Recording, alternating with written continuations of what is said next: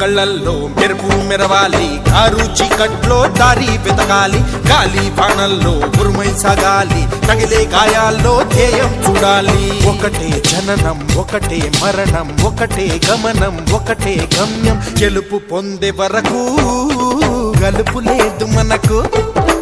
బ్రతుకు అంటే గెలుపు, గెలుపు కొరకే బ్రతుకు.